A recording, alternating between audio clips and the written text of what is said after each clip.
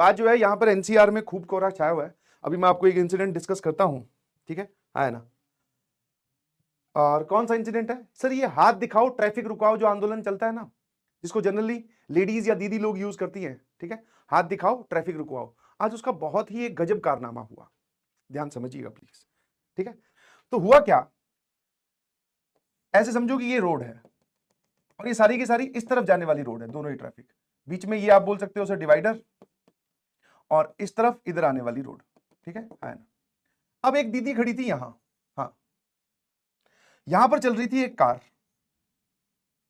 दीदी ने हाथ दिखाया इधर आगे, इसके पीछे मेरे वाली थी, ठीक है, और इसके पीछे एक और थी, यहां मान लो या फिर यहां मान लो, ठीक है। तो ये दीदी जो है ये फील्ड ऑफ साइट में तो थी बट फील्ड ऑफ व्यू में नहीं थी। क्या आपको दोनों में डिफरेंस समझ में आती है? What is field of site and what is field of view? Field of site मतलब जहां तक आपकी नजर जा सकती है, जहां तक आप चीजों को देख सकते हो, that is called as field of sight. What is field of view? जिन जिन चीजों को आप देख सकते हो that is called as field of view.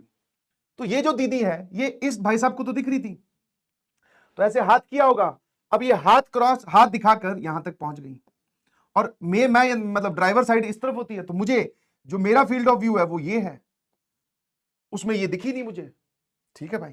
तो अभी दीदी यहां आ गई और मैंने फिर लगाई तुरंत कस के ब्रेक, दीदी बिल्कुल नहीं रुकी, दीदी एकदम कॉन्फिडेंस में यहां आ गई। अब उधर से ये भैया भी आ रहे थे, इन्होंने भी लगाई ब्रेक, पर दीदी की अपनी एकदम स्पीड मेंटेन थी, वो यहां से यहां क्रॉस कर गई।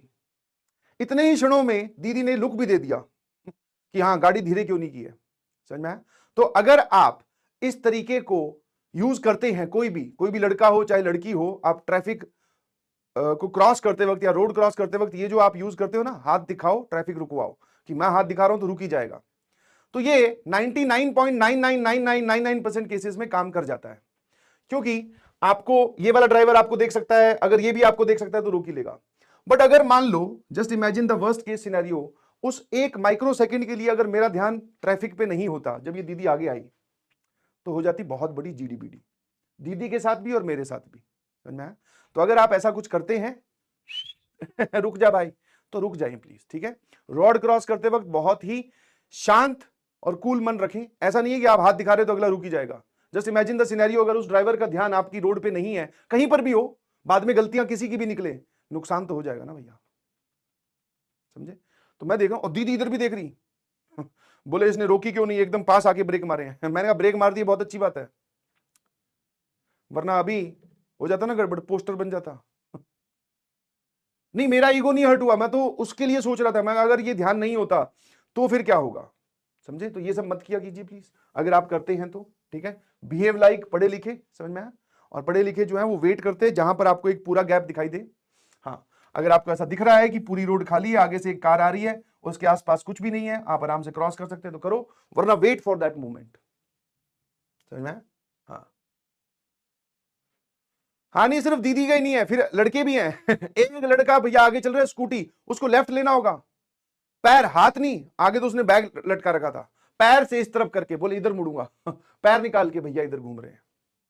और यहां पर जो है वो गाइडेड यू टर्न्स होते हैं, जैसे आपका यहां ट्रैफिक है, आपको वापस इधर जाना है, इधर से आ रहे हो, तो ऐसे नोएडा में क्या है, यू टर्न्स बने हुए हैं, ठीक है। हाँ, तो आपको इधर से आ रहे हो तो ये वाला यू टर्न आपके लिए है, इधर से आ रहे हो तो इनके लिए यू टर्न अलग बनाया होगा इधर जाने के लिए, ठीक है।